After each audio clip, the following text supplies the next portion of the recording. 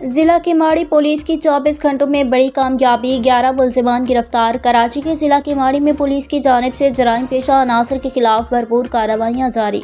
गुज़िश्ता 24 घंटों के दौरान मुख्तलिफ इलाकों में छापे मारकर 11 खतरनाक मुलजिमान को गिरफ्तार कर लिया गया। SSP Keamari captain retired Faizan Ali के मुताबिक गिरफ्तार मुलजिमान पुलिस मुकाबले और स्टेट क्राइम में मुलव्विस 5, मंशियात फरोश 2, मफरूर 2 जबकि दीगर जराइम में मुलव्विस 2 अफराद शामिल हैं। कार्रवाइयों के दौरान पुलिस ने 5 पिस्तौल, 100 ग्राम चर्स, 12 ग्राम आइस और 1 मसरूका मोटरसाइकिल भी बरामद की। SSP किमाड़ी ने कहा, जिला किमाड़ी में किसी भी जराइम पेशा शख्स के लिए कोई जगह नहीं। कानून की खिलाफ वर्जी करने वालों से आईनी हाथों से निपटा जाएगा। ये थी किमाड़ी पुलिस की 24 घंटों की भरपूर जराइम पेशा खिलाफ कार्रवाइयाँ। रिपोर्ट अली ज़मान अमान।